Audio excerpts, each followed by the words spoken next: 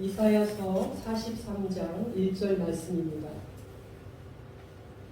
이사야서 43장 1절의 말씀 우리 한 목소리로 봉독하겠습니다.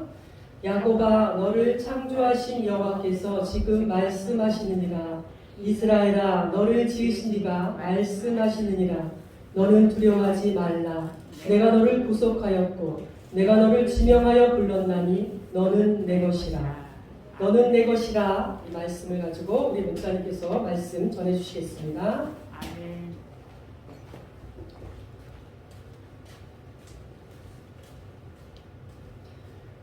우리가 살아가는 오늘의 시대처럼 여러분 우리가 개인주의 혹은 자기 중심주의가 강한 시대는 없었습니다.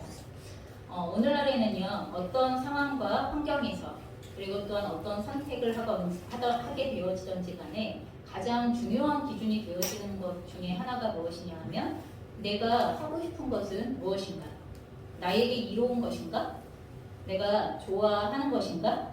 아니면 나에게 필요한 것인가? 또 이런 기준들이죠. 그래서 1차적이면서도 최종적인 결정의 기준이 무엇이냐 하면 나를 중심으로 하고 있다는 거예요. 모든 것의 기준이 나예요. 그렇기 때문에 저는 가끔씩 이런 생각이 들기도 합니다.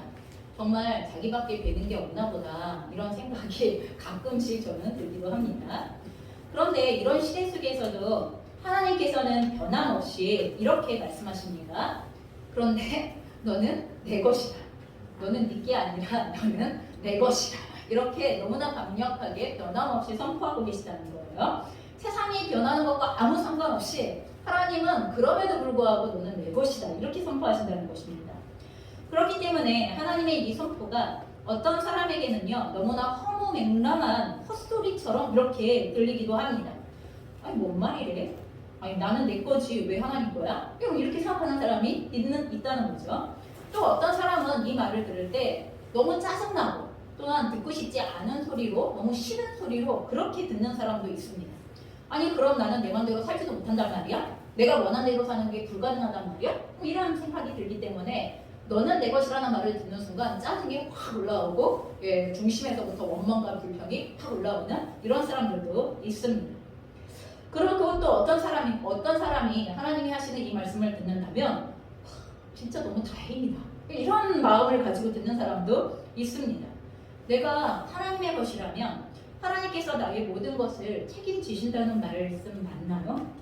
정말 그렇습니까? 하는 이런 마음에서부터 진짜 안도가 된다, 안정이 된다, 안심이 된다 이러한 태도로 하나님의 이 말씀을 듣기도 한다는 것입니다. 자 그렇다면 여러분은 어떠십니까? 하나님께서 오늘 여러분에게 승재야 너는 내 것이다.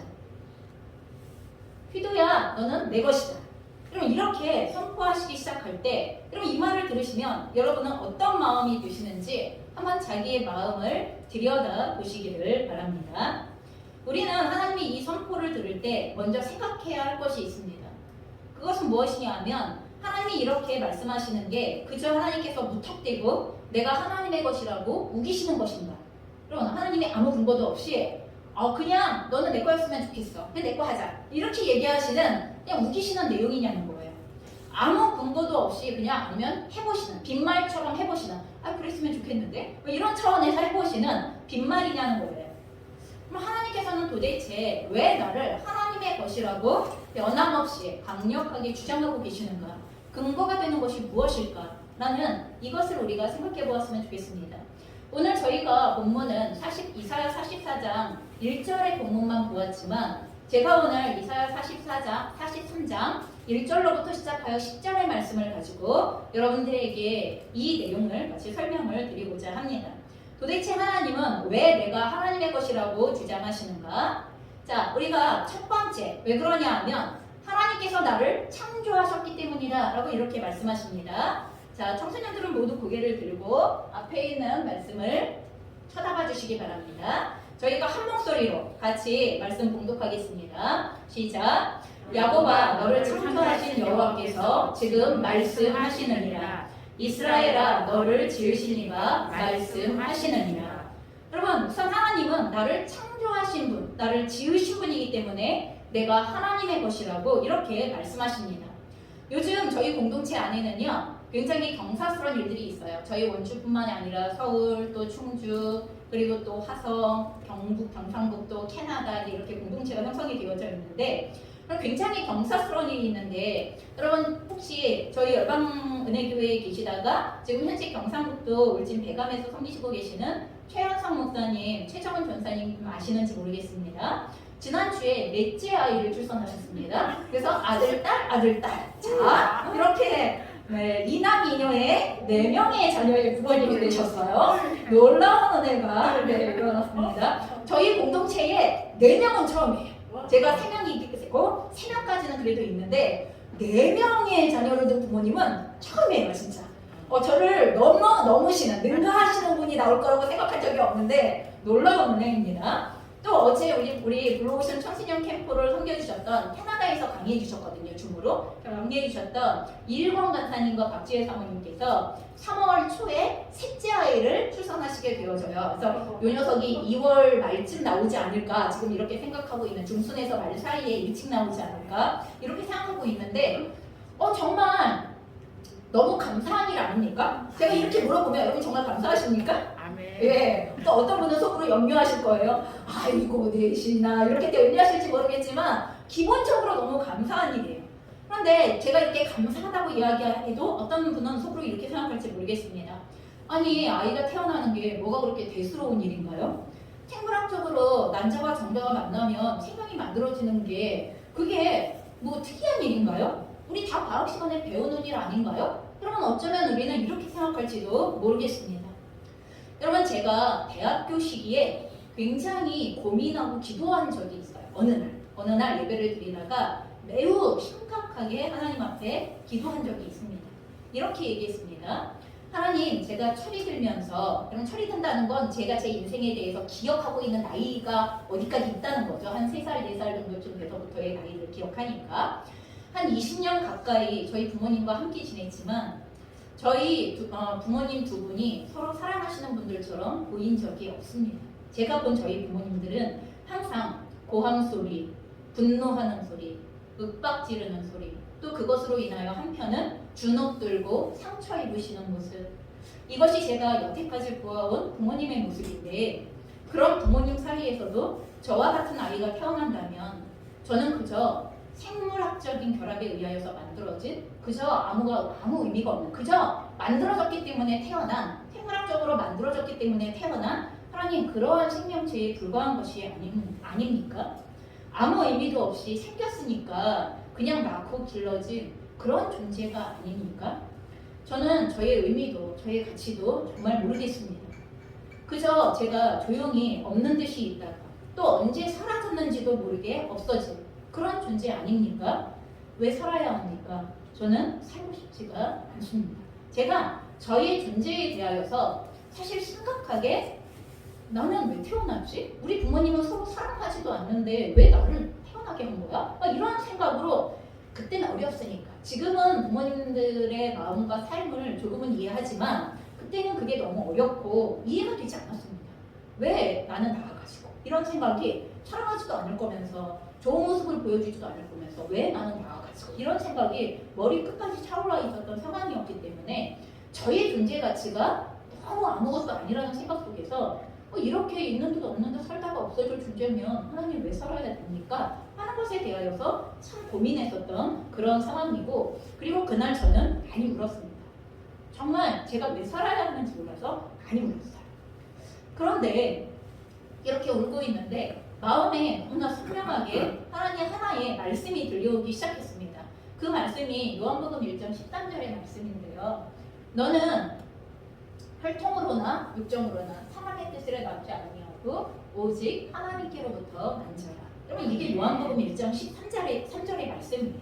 근데 제 안에서 너는 혈통으로나 육정으로나 사람의 뜻으로 낳지 아니하고 오직 하나님께로부터 난 자라. 나의 뜻이 아니고는 너는 절대로 존재하지 않는다. 이렇게 말씀하시는 거가 너무 제 안에 강력하게 밀려 들어오기 시작했어요. 너무 선명했어요 그날. 그게 엄마 아빠가 노력한다고 해서 아니면 엄마 아빠가 실수했다고 해서 아니면 생물학적인 결합에 의하여서 어쩔 수 없이 아니 그렇다고 해서 네가 만들어지지 않아. 이 땅에 태어나는 어떤 누구도 그렇다고 하여서 생겨나는 게 아니야 라는 것에 대하여서 저에 대하여서뿐만 아니라 저와 같이 고민하는 너무나 많은 이 땅에 태어나고 있는 한 사람 한 사람의 생명에 대하여 말씀하시기 시작했습니다. 저는 그날 아주 많이 울었습니다. 그리고 정신을 차려서 저를 창조하신 하나님을 제 중심에 받아들였습니다. 저는 그전까지도 하나님이 창조주라는 걸 지식으로 알고 있었지만 저의 창조자가 되신다는 것에 대하여 중심으로부터 허락했습니다. 그리고 저를 창조하신 분이 하나님이시라면 말씀처럼 오직 하나님께로부터 난 자라 나의 뜻이 아니고는 너는 절대로 존재하지 않는다라는 이 말씀에 근거하여 그러면 하나님, 저를 창조하신 하나님의 뜻이 무엇입니까? 라는 것에 대하여서 관심을 두기 시작했어요. 적극적으로 관심을 두기 시작했고 찾기 시작했습니다. 여러분, 우리는 내가 보기에 너무나 많은 사람들 중에 하나로 보이기 때문에 내가 그렇게 보이기 때문에 나의 존재를 너무나 하찮게 여기거나 대수롭지 않게 여기시는 것은 아닌가 모르겠습니다. 제가 그랬던 것처럼 혹시 그런 분들이 계시다면 정신 차리시기 바랍니다. 하나님께서 지으시지 않으신다면 어떤 사람의 지나친 노력이 있다 하더라도 그러면 제가 이번 주에 저희 공동체에 그렇게 귀한 생명의 역사들이 있는 것과는 또 대조적으로 너무 아이를 갖고 싶지만 아직 아이가 생겨나지 않아서 이번에 시험관 시술을 하는 그런 그 커플도 있어요. 그래서 어제 가서 시험관 시술을 하고 왔어요. 간절히 기도하고 있어요. 하나님, 한 번에 하나님, 그들은 애를 쓸 뿐이지만 하나님 생명을 주시고 하나님께로부터 난 자를 주십시오라고 저는 어제 간절히 기도했습니다. 여러분, 그랬던 것처럼 아무리 사람의 지나친 노력이 있다 하더라도 결국 하나님께서 하나님의 뜻대로 창조하여 주시지 않는다면 나는 존재할 수 없다는 것입니다. 그러니 나는 하나님의 것이 맞습니다. 하나님의 뜻으로 난 자요, 하나님께로부터 보냄을 받은 자요, 하나님께서 지으신 자인 하나님께서 나를 창조하신 분이 맞다는 것입니다. 여러분, 또한 우리가 하나님께서 나를 창조하셨기 때문에 너는 내 것이다 라고 말씀하실 뿐만 아니라 두 번째로 3절에 이렇게 말씀하십니다. 하나님께서 나를 속량하셨기 때문에 나는 하나님의 것이다, 너는 내 것이다 라고 이렇게 말씀하신다는 거예요. 청소년 여러분은 눈을 들어 같이 입을 열어 같이 말씀을 읽겠습니다. 3절의 말씀입니다. 시작. 대전하는 여호와 내 하나님이요 이스라엘의 거룩한 이요 내 구원자이니라. 내가 애굽을 너의 속량물로 구스와 스바를 너를 대신하여 주었노라. 여러분, 지금 하나님께서 이스라엘을 자유케 하시기 위하여서 애굽을 속량물로 삼으셨다 이렇게 말씀하시는데, 여러분, 속량이라는 말의 의미가 무엇입니까? 포로나 노예를 대가를 주고 사서 자유롭게 해주는 거예요. 포로나 노예는 자유롭게 살 수 있는 존재가 아니에요. 포로나 노예는 포로 삼은 자, 노예 삼은 자의 종으로 살아갈 수밖에 없고 그 주인이 원하는 대로 살아갈 수밖에 없는 존재인데, 여러분, 이스라엘이 애굽에 400년 동안 처음부터 종은 아니었지만 어느 순간 애굽의 종노릇하는 상태로 전락되어졌고 포로가 되어졌습니다. 그 상태로부터 하나님께서 이스라엘을 건져내시기 위하여, 여러분, 애굽에 벌어진 십지왕의 사건이 애굽에 얼마나 치명적인 영향을 준 사건인지 잘 아시죠? 여러분, 이스라엘을 완전히 쑥대밭을 만들어 놓으셨습니다. 애굽을 완전히 뒤집어 엎어 놓으셨습니다. 그러면 하나님께서 애굽을 사랑하지 않으셔서 그러시는 것입니까? 아닙니다. 하나님은 애굽의 왕이시기도 합니다. 그러나 이스라엘을 건져내시기로 작정하셨을 때 애굽의 십지왕을 통하여서 그 땅이 엄청난 값을 치르게 하면서도 하나님께서 애굽으로부터 이스라엘 백성들을 건져내셨다는 것을 표현하는 말이 오늘 애굽을 속량물로 삼으셨다라고 이렇게 말씀하시는 것입니다. 여러분, 이것은 신약에 와서 여러분, 우리들이 죄와 사망의 종이 되어져 있었던 모든 인간들인 그 가운데 있는 우리들을 구원하시기 위하여서 하나님께서 예수 그리스도의 십자가의 죽음이라는 엄청난 속량을 지불하셨습니다. 대가를 지불하셨습니다. 여러분, 우리가 자유케 되어진 것은 그냥 된 것 아닙니다. 내가 죽음으로써 치러야 할 그 대가를 하나님께서 예수 그리스도의 십자가의 죽음이라는 대가를 다 맞바꾸었기 때문에 여러분, 우리의 생명은 살았고 예수 그리스도의 생명은 십자가에 못 박힌 것입니다. 그분이 거기에 못 박히셨기 때문에 우리는 속량되어질 수 있었습니다. 자유케 되어질 수 있었고, 여러분, 그 자유케 되어짐을 통하여 하나님은 내가 너를 지명하여 불렀다 이렇게 얘기하시는 것입니다. 내가 너를 나의 것으로 삼았다 라고 이렇게 말씀하시기 시작한다는 것입니다. 여러분, 우리를 자유케 하셔서 하나님께서 우리를 지으신 목적에 맞게 살게 하시도록 우리를 풀어 놓으신 것입니다. 그래서 이것을 오늘 본문의 표현에서는 내가 너를 구속하였고 그리고 또한 내가 너를 지명하여 불렀다, 이 말이 바로 나를 속량하셨다라는 말과 같은 의미로 사용되어지고 있는 말씀입니다. 예수 그리스도의 죽음이라는 엄청난 값을 주고 속량하셨으니, 여러분 가게에서 물건을 살 때 돈 주고 물건 사갖고 오시죠? 그러면 그 물건 누구 거예요? 내 겁니다. 그러면 내가 누구를 주던 내가 갖고 있건 그 물건은 내 것입니다. 내가 값을 지불하고 얼마를 지불하고 샀건, 싸게 샀건 비싸게 샀건 그 값을 지불하고 샀다면 그러면 그 값을 지불하고 산 그것은 바로 이제 내 것입니다.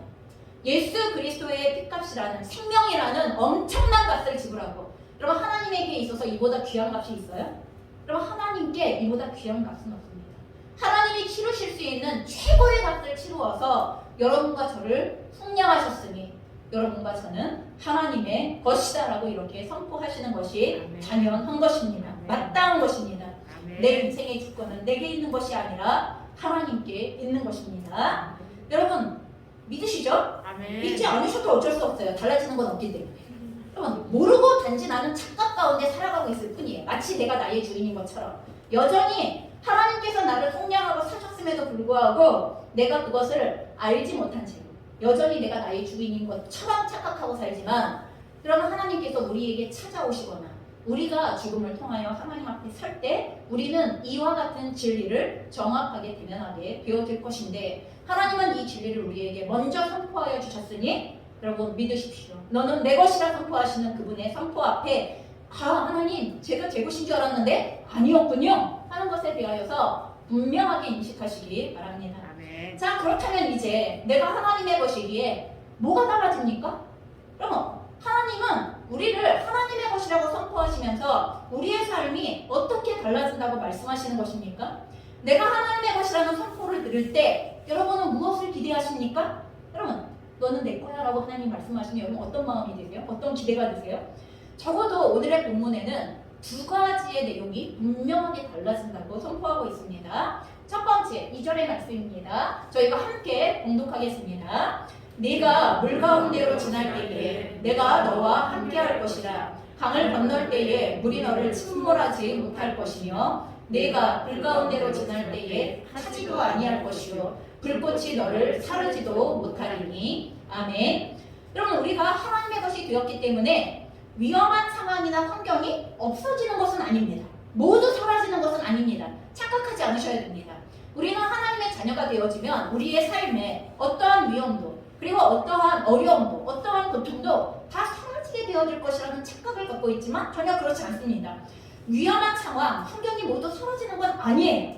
여전히 나의 머리 위로 물이 덮치는 침몰의 위기가, 그 위험이 우리의 삶에 올 겁니다. 여전히 올 겁니다. 맹렬하게 태우는 불의 위협도 존재할 것입니다. 우리는 그 불 가운데를 지나가게 되어지는 상황이 반드시 있을 것입니다. 여러분, 우리의 인생에서 뒤돌아보십시오. 연륜이 있으신 분들은 그런 인생의 순간순간들이 있으셨음을 아실 것입니다. 아직 청소년들은 거기까지는 모르지만 뭐가 물이고 뭐가 불인지 구별하는 것조차가 어렵지만 너무 보호가 되어졌기 때문에 그건 아니지만, 그럼에도 불구하고 우리의 인생에 이런 상황은 존재합니다. 그런데 바로 거기에 나 홀로 거기를 지나가거나 나 홀로 그 겹치는 물속에 있는 것이 아니라는 것입니다.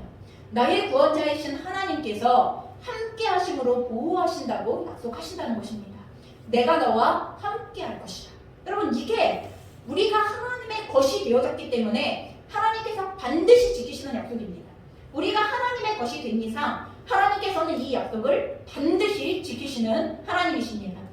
그럼 저는 20년 넘게 운전을 하고 있습니다. 민지 나이하고 똑같아요. 제 운전한 나이가. 그래서 근데 저희 민지가 대학교 4학년이 됩니다. 올해. 여러분, 놀라운 은혜이지 않습니까? 자, 20년이 넘게 운전을 하고 있습니다. 정말 자동차가 저의 삶 속에 신발인 것처럼 여겨질 정도로 엄청난 거리를 운전을 하면서 오가는 시간들이 있었고 지금도 그러고 있습니다. 제가 지금도 너무 신기하게 생각합니다. 어쩌면 이렇게 무사하게 내가 여기에 있을 수 있을까라는 것에 대하여 정말 저는 신기하게 생각합니다. 정말 저는 차를 탈 때마다 오늘 죽어도 어쩔 수 없어라는 생각합니다. 아니 와서 봤는데 어쩔 거야? 왜 와서 앞으로 정면으로 돌진해 오는데 그거 어떡할 거야? 어떻게 피하겠어요? 오면 부딪혀야지. 그리고 부딪히면 그 이상 어떻게 될지는 아무것도 예측할 수가 없는 상황이 놓여지는데 근데 저는 항상 신기하게 생각합니다. 어떻게 나는 무사하게 여기에 있을 수 있을까? 저는 이 생각을 진짜 자주 하고 그리고 또한 하나님 정말 감사해요 라는 고백들도 자주 합니다. 저는 어려움이 생길 때마다 눈을 감고 하나님께 묻습니다. 어려운 상황을 지나가야 할 때에도 큰 숨을 들이쉬고 하나님께 기도하며 묻습니다. 어떻게 묻는 줄 아십니까? 주님 지금 여기에 함께 하고 계십니까? 하고 이렇게 묻습니다. 그러면 제가 오직 한 가지 묻는 거는 이 일이 어떨지, 이 일이 얼마나 험할지, 이 일이 얼마나 어려울지, 이 역경이 얼마나 고통스러울지 이걸 묻는 게 아니라 이제 가야 하는데 사실 가는도 되지 않지만 그럼에도 불구하고 주님 지금 여기에 계십니까? 저와 함께 계십니까? 제가 그걸 묻습니다. 그리고 그러면 되었습니다 하고 주님께 기도드립니다.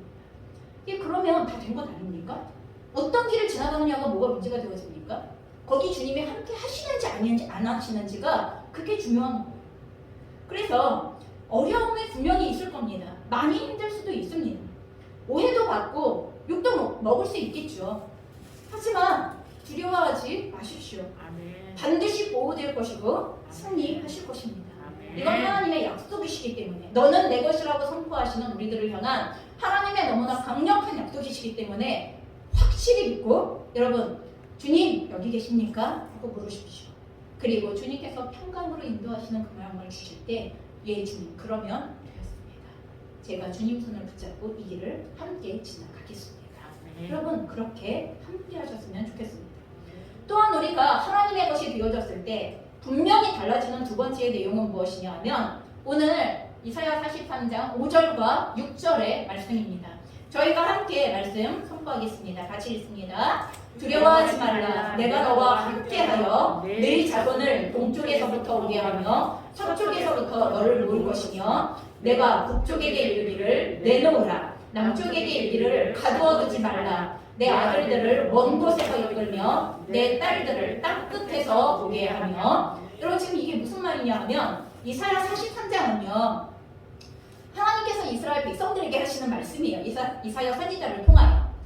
그때 이스라엘 백성들이 지금 상황이 어떤 상황이냐 하면 하나님을 배신하고 하나님의 사랑을 배신하여서 온갖 우상숭배. 여러분 이스라엘 안에 온갖 우상숭배가 난무하고 있었던 상황이에요. 심지어 자기 아들을 제물로 바칠 정도, 자기 자식을 불태워서 제물로 바치는 것을 그것을 당연시할 정도로 여기는 이러한 우상숭배가 너무나 횡행했었던 그러한 상태였어요. 그래서 하나님께서 이렇게 하나님을 배신하고 온갖 우상 숭배를 일삼고 있는 그 이스라엘을 향하여 하나님께서 심판을 허락하십니다. 그래서 바벨론의 포로가 되어져서 흩어지게 하시는 거죠. 끌려가게 하십니다. 그 나라가 겉으로 보기에 멸망당한 것처럼 보이고 아무것도 남지 않은 것처럼 보이고 이스라엘 백성에게는 더 이상 아무 소망이 없는 것처럼 보이는 이스라엘이 포로가 되어져 뿔뿔이 흩어져간 이러한 상태예요. 그런데 이 상태를 분명히 하나님의 심판의 결과인데 하나님은 이것을 뭐라고 말씀하시냐 하면 징계를 허락하시는 과정이다라고 얘기하세요. 너희가 70년이 지나고 반드시 돌아오리라. 그럼 이렇게 얘기하세요. 여러분 하나님은 심판하시는 분이신데 여러분 심판이 버리기 위하여 심판을 하시는 게 아니라 여러분 저희가 하나님께서는 살리기 위하여 심판을 하시는 거예요. 회복시키시기 위하여 징계를 허락하시기 시작한다는 것입니다. 그래서 이스라엘이 하나님께 행한 행동, 죄악, 그 죄로만 본다면 그냥 여기서 끝내셔야 되는데 흩어버리시고 그리고 죽든지 살든지 내버려 두시고 그냥 끝내셔야 될 것 같은데 그래도 이스라엘이 아무 할 말이 없을 것 같은데 하나님은 그렇게 끝내시지 않으신다는 것입니다.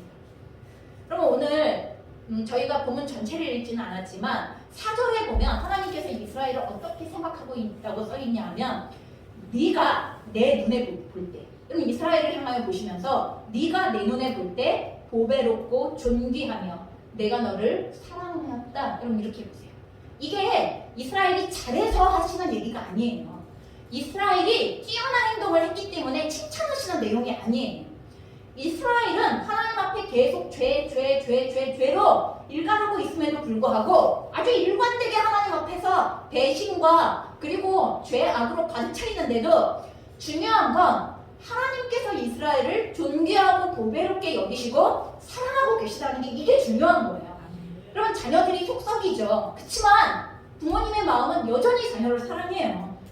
자녀들이 정말 엄마 아빠 마음에 대못 박을 때 있죠. 상처를 아주 날카롭게 낼 때가 얼마나 많은지 몰라요. 그럼에도 불구하고 부모님이 여전히 그 자녀를 탄식하시면서조차 사랑하시는 것처럼 하나님께서 이스라엘에 대하여 가지고 계시는 마음이 바로 내가 내 눈에 볼 때 보배롭고 존귀하고 내가 너를 사랑하였다. 그럼 이렇게 말씀하시는 거예요.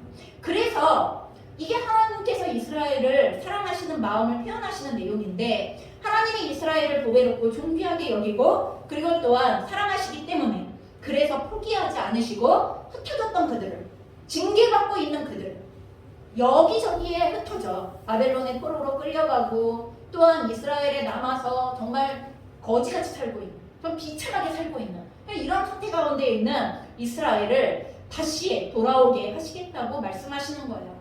나의 백성들을 지금은 하나님이 허락하셔서 북이, 남이, 동이, 서가 여러분 이게 단지 동서남북 지방을 이 위치를 가리치는 게 아니에요. 그 각각의 위치에서 죽어나는 권세들과 정사들을 가리키는 거예요.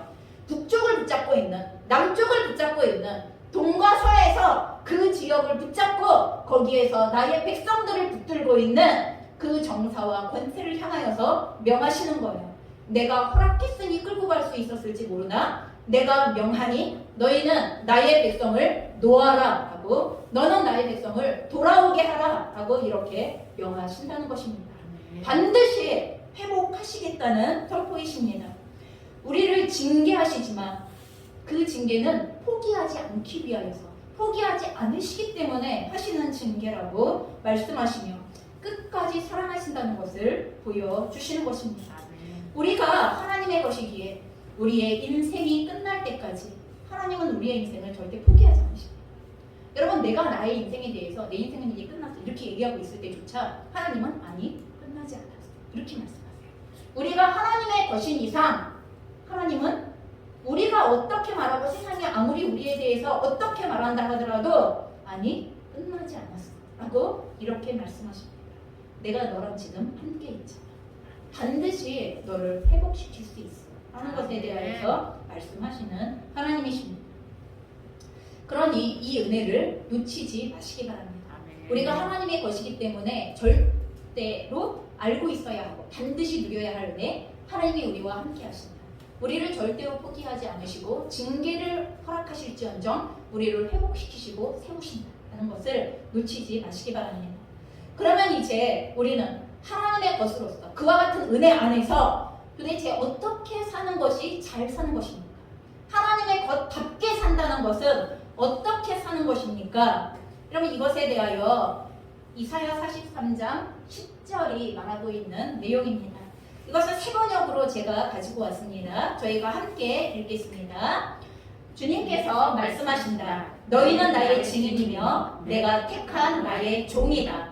이렇게 한 것은 너희가 나를 알고 믿게 하려는 것이고 오직 나만이 하나님임을 깨달아 알게 하려는 것이다. 나보다 먼저 지음을 받은 신이 있을 수 없고 나 이후에도 있을 수 없다. 여러분 이 말씀은 무엇을 말씀하시는 거냐 하면 하나님께서는 우리가 하나님의 것으로서 사는 삶을 다른 말로 바꾸어 말하면 하나님의 증인이다. 하나님의 종이다. 여러분 이렇게 말씀하세요. 우리를 자유케 하신 목적은 하나님의 증인으로 하나님을 섬기는 하나님의 것으로 살게 하시기 원하셔서 우리들을 자유케 하신 것입니다. 속량하신 것입니다. 그런데 우리가 하나님의 증인이 된다는 말은 그럼 내 입에서 뭐가 나가야 돼요? 하나님이 어떤 분이신가가 나가야 돼요. 그렇죠? 나의 삶을 통하여 뭐가 나가야 돼요? 하나님의 존재의 방식과 하나님의 성품과 하나님에 대한 어떤 지식이 나의 말을 통하여 나의 행동을 통하여 나의 태도를 통하여 나가야 돼요. 그러면 그게 하나님의 증인이고 그리고 또 하나님의 종은 하나님이 시키시는 것들을, 하나님이 원하시는 것들을, 하나님이 뜻하시는 것들을 그대로 순종하는 존재가, 그럼 그것이 바로 하나님의 종이에요. 그래서 하나님의 종은 필연적으로 하나님을 증언하게 되어져 있는 하나님의 증인이 되어지는 이 삶을 살게 되어져요. 여러분, 그렇기 때문에 하나님은 우리를 무턱대고 하나님의 증인으로 살라고 말씀하시는 게 아니에요. 그 삶을 살게 하시기 위하여 먼저 우리의 삶에 뭘 행하시겠다고 하시는 거냐 하면 하나님을 올바르게 알고 믿는 것을 가능하게 하시겠다고 말씀하시는 것입니다. 여러분, 우리가 하나님을 올바로 아는 것은 굉장히 중요한데 오늘 특히 본문에서 하나님을 알라고 말씀하심에 있어서 초점은 무엇이냐 하면 나 이외에 다른 신이 없다 이것입니다. 여러분, 우리가 십계명을 이야기할 때 나 이외에 다른 신을 섬기지 마라. 마치 이 십계명을 듣고 있으면 마치 다른 신이 있는 것 같아요. 그렇죠? 마치 다른 신이 있어서 하나님이 다른 신 말고 나만 섬겨야 돼? 이렇게 얘기하는 것 같아요. 근데 정말 하나님 이외에 다른 신이 있어서 그렇게 말씀하시는 거예요? 아니에요. 여러분, 성경은 하나님 이외에 나 이외에 다른 신이 없다 이렇게 얘기하세요. 근데 중요한 건 뭐냐 하면 인간이 자꾸 다른 신을 만들어요. 무슨 말인지 아세요? 인간이 자꾸 자기의 삶 속에 돈을 신으로 만들어요. 하나님이 만들어 놓은 돌을 신으로 만들어요. 하나님이 만들어 놓은 나무를 신으로 만들어요. 하나님이 만들어 놓은 태양을 신으로 만들어요. 하나님이 만들어 놓은 모든 좋은 것들을 자꾸 신으로 만들어요. 무슨 말인지 아시죠? 그래놓고 그걸 자꾸 섬겨요. 그걸 지으신 하나님이 영광을 받으시는 게 아니라 그걸 받으시는 하나님이 신이라는 것을 잃어버린 상태에서 하나님이 만들어 놓은 온갖 좋은 모든 것을 인간이 자꾸 신격화시켜서 신으로 만들기 때문에 하나님은 나 이외에 다른 신이 없다라는 것을 분명히 우리가 알기를 원하시는 것입니다. 나 이전에도 없고 나 이후에도 없다. 절대로 다른 신은 없다. 여러분, 우리가 만드는 것만큼 신의 숫자는 늘어나는 것일 뿐입니다. 우리가 보기에 신이지 하나님이 보시는 기준에서 그건 신이 아니에요. 여러분, 귀신은 우리가 신이라는 이름을 붙이지만 하나님이 말씀하시는 그런 신이 아니에요. 절대로 하나님과 같은 신은 없어요. 여러분, 착각하지 않으셔야 돼요. 내가 아무리 위대해 보이는 다른 신을 만들어 놓고 또 세상에서 아무리 위대해 보이는 다른 신을 섬기고 있는 사람들의 능력이 강력한 것처럼 여겨진다 하더라도 하나님이 가만히 계셔서 그런 거지. 그렇죠? 하나님이 가만히 참아주고 계셔서 그런 거지. 작정하시는 날은, 하나님이 약속하시고 작정하시는 날은 절대로 아무도 살아남지 못합니다. 아무것도 절대로 지금 위세를 떨치는 것처럼 우리의 눈에 착각을 불러일으킬 정도로 그런 위력이 있는 것처럼 보이는 모든 우리가 만들어 놓은 신들은 그 본체와 그리고 그 본질이 분명히 드러나게 되어진다는 것입니다. 여러분, 우리가 나를 지으신 하나님 한 분 이외에 다른 신이 없음을 알아야 돼요. 우리가 섬길 수 있는 신이 하나님 한 분 이외에 없다는 것을 아셔야 해요. 그분만 우리를 창조하실 수 있고 또한 그분만 우리를 성령하실 수 있고 그분만 우리와 함께 하실 수 있으며 그분만 우리를 끝까지 포기하지 않고 우리를 세우시는 하나님이심에 대하여 절대로 놓쳐서는 안 된다는 것입니다. 여러분, 이런 하나님을 알고 믿음을 통하여 우리의 모든 삶에 하나님의 증인의 삶, 하나님의 종의 삶을 살아가는 것, 이것이 바로 하나님께서 우리로 하여금 너는 내 것이라고 선포하실 때 여러분, 우리가 하나님의 것으로 살아가는 삶의 방식이 되어진다는 것입니다. 여러분, 그리고 마지막으로 오늘의 본문에 없지만 우리가 하나님의 것으로 산다는 것을 마지막 계시록의 관점에서는 뭐라고 표현하느냐, 우리가 하나님의 것으로 살았는가 아닌가 하는 것에 대한 마지막 기준을 계시록에서는 뭐라고 이야기하느냐라는 것을 하나만 보겠습니다. 여러분, 계시록 14장 1절과 14절과 5절의 말씀입니다. 여러분, 저희가 함께 봉독하겠습니다. 또 내가 보니 보라, 어린 양이 시온산에 섰고 그와 함께 14만 4천이 서 있는데 그들의 이마에는 어린 양의 이름과 그 아버지의 이름을 쓴 것이 있더라. 이 사람들은 여자와 더불어 더럽히지 아니하고 순결한 자라. 어린 양이 어디로 인도하든지 따라가는 자며 사람 가운데에서 속량함을 받아 처음 익은 열매로 하나님과 어린 양에게 속한 자들이니 그 입에 거짓말이 없고 흠이 없는 자들이더라. 여러분, 이 말씀은요, 그러면 하나님 어린 양 예수 그리스도께서 시온산에 섰고 그럼 구원을 베푸실 자로 서 있음에 대하여 선포하고 계세요. 그리고 그 앞에 14만 4천이라는 무리가 있어요. 그럼 이 14만 4천이라는 무리는 이미 구원을 얻은 하나님의 자녀들을 이야기해요. 그럼 이미 구원을 얻고 하나님의 보좌 앞에 서 있는 자들을 이야기를 하고 있는데 그러면 그들의 이마에 뭐라고 쓰여져 있냐 하면 어린 양의 이름과 그 아버지의 이름을 쓴 것이 있더라라고 이렇게 되어져 있어요. 그러면 이 말을 풀어서 다시 한번 이야기를 하면 이 사람들의 이마에 어린 양의 이름, 그 아버지의 이름이 쓰여질 수 있었던 근거가 무엇이냐 하면 이 사람들은 여자와 더불어 더럽히지 않고 여기서 말하는 여자는 남녀할 때 여자가 아니에요.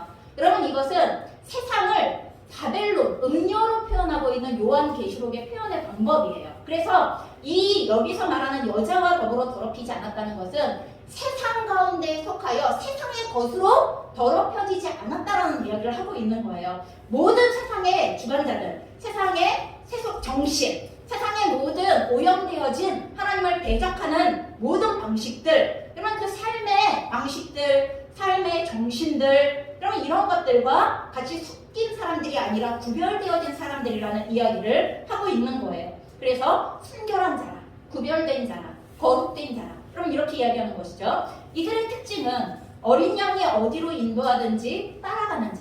그러면 우리가 예수 그리스도의 피값으로 순양을 받았으니 하나님의 것, 예수 그리스도의 것이죠. 그러니 이 땅을 살아갈 때 예수 그리스도의 뒤를 따라가는 사람, 어디로 가든지 어디로 인도하든지 예수 그리스도의 뒤를 따라가는 사람들. 그럼 그게 아까 이사야서에서는 나의 증인이고 나의 종이다라고 말씀하셨던 표현의 방식이 여기서는 어린 양이 어디로 인도가든지 따라가는 자들이다 라고 이렇게 설명되어져 있습니다.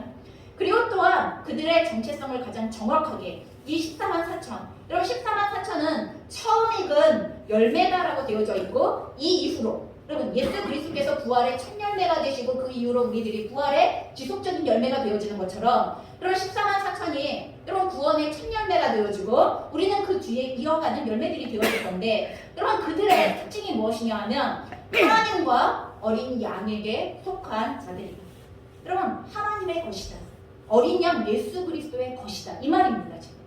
여러분 저희가 마지막 계시록을 근거로 하여서 우리가 하나님의 것으로 산 사람들은 바로 세상에서 자기를 더럽히지 아니하고 이 땅을 살아갈 때 모든 순간 어린 양의 뒤를 쫓았던 사람들이고 그리고 그 사람의 특징을 5절에서는 한 번 더 뭐라고 표현하냐 하면 그 입에 거짓말이 없고 흠이 없는 자다라고 얘기합니다.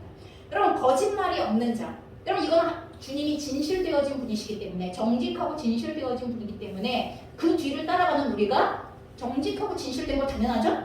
그리고 흠이 없다는 건 우리가 완벽하다는 거예요? 아니에요. 우리는 매일매일 잘못한 게 있더라도 예수 그리스도의 보혈의 능력을 의지하여 회개함으로 매일매일 거룩하게 씻어낼 수 있는 사람들이에요.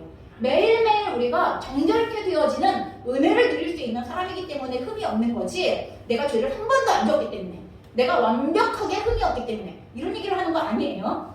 그러니 여러분 오늘 이 계시록 14장의 말씀을 볼 때 너는 내 것이라 라고 말씀하여 주시는 하나님께서 오늘 이 땅을 우리가 하나님의 것으로 산다는 것에 대하여 뭐라고 말씀하신다고요? 세상으로 인하여 나를 더럽히지 말아라. 세상으로 인하여 너를 더럽히지 말아라. 너의 거룩함을 지켜라. 너의 순결을 지켜라. 다시 이야기하여 하나님과의 사랑을 지켜라. 여러분 이런 얘기예요. 하나님을 끝까지 사랑해라. 여러분 이런 얘기입니다. 그리고 예수 그리스도를 따라 언제든지 어디든지 여러분 정직함과 진실함과 그리고 또한 날마다 용서받음의 은혜 가운데에서 누리고 살아라. 여러분 이 얘기를 우리에게 하시고 있다는 것입니다. 그럼 그러한 자들은 결국 우리의 눈에 지금 보이지 않지만 이미 우리가 거듭났을 때 너희는 하나님의 것이다 라고 성령을 우리에게 주셔서 도장을 찍으셨다고 한 것처럼 우리가 눈에 보이진 않아도 우리 안에 성령이 계시는 도장이 찍혀 있잖아요. 그러는 것처럼 우리의 이마에 하나님의 이름과 예수 그리스도의 이름에 도장이 찍히는 하나님의 것이야 라는 사인이죠. 그건. 우리는 그리스도의 것이야 라는 사인이에요.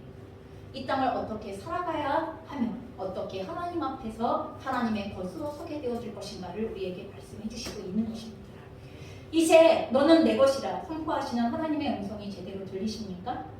여러분 나의 죄에 찢기나 아니면 나의 죄에 찢기 때문에 아우 하나님 내 맘대로 살 건데요? 그럼 이렇게 반응하거나 너는 내 것이라는 말씀을 들을 때 그냥 막무가내의 기대심리로 근데 이게 저는 그럼 주님의 것이면 주님이 다 알아서 해주시는 거예요? 그럼 이러한 태도로 이 말씀을 들으시면 안 된다는 거예요. 지금 설명드렸던 내용들을 기억하심으로 하나님께서 너는 내 것이라 말씀하실 때 도대체 무엇을 설명하고 싶어 하시고 어떻게 살게 하기를 원하시고 무엇을 누리게 살게 하기를 원하시는 것인가에 대하여 받아들이시기를 바란다는 것입니다. 이 말씀은 너무나 놀랍고도 신비로운 사랑의 음성이 분명합니다. 여러분 이 음성이 사랑의 음성으로 들리십니까? 너는 내 것이라 선포하시는 그 음성이 여러분들을 향한 변하지 않을 하나님의 사랑의 음성으로 들리십니까? 그러셔야 합니다.